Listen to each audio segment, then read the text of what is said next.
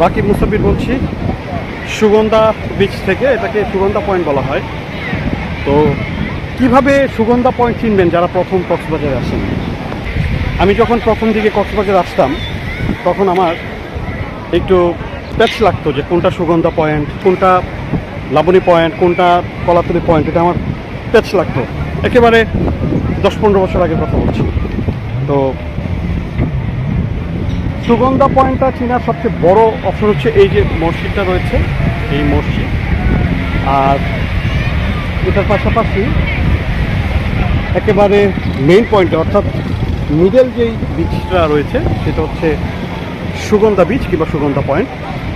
আর ওইদিকে লাবণী বিচ কিংবা লাবণী পয়েন্ট, ওই টুরিস্ট পুলিশের অফিস যেটা রয়েছে ওইদিকে, ওটা হলো লাবণী পয়েন্ট। আর ওইদিকে হচ্ছে কলাতলি, যেদিকে একেবারে ডলফিন মোড় যেটাকে বলে সেটা হচ্ছে কলাতলি মোড় বলা হয়।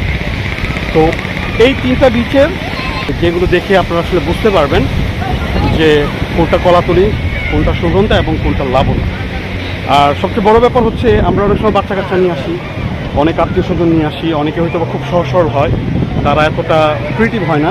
তো সেক্ষেত্রে তাদের চেনার জন্য কিংবা তাদের বোঝার জন্য এই সুগন্ধা বিচে যখন ঢুকবেন তখন এই মসজিদটা পাবেন, আর লাবণী বিচে যখন ঢুকবেন তখন টুরিস্ট পুলিশের অফিসটা পাবেন। আর ডলফিন মোড় থেকে একেবারে ডিরেক্ট ডলফিন মোড় দেখা যায়। ডলফিন মোড়ের একেবারে সোজাসুজি যেটা সেটা হচ্ছে সেটাকে বলা হয় কলাতলি বিচ, অর্থাৎ ডলফিন মোড়ের যে বিচটা সেটাকে বলা হয় কলাতলি বিচ, সোজা সরাসরি আসতে যেটা। তো আজকে রোজা রেখে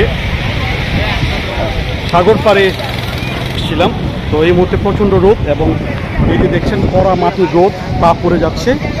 তারপরও চেষ্টা করছি ভিডিও করার জন্য। আর ওদিকে আমি ভিডিও করতে করতে কখন আমি আমার সিটের বাইরে চলে এসেছি সেটা বুঝতেই পারিনি। আর আরেকটা ব্যাপার হচ্ছে এখানে আমি প্রায় আসি, আমার খুব ভালো লাগে কক্সবাজার। বছরে যখন একবার আসি তখন মনে হয় যে কক্সবাজারে আসার দরকার নেই, কিন্তু আবার যখন কয়েকটা সময় পার হয়ে যায় তখন মনে হয় যে না, কক্সবাজারে আসা উচিত।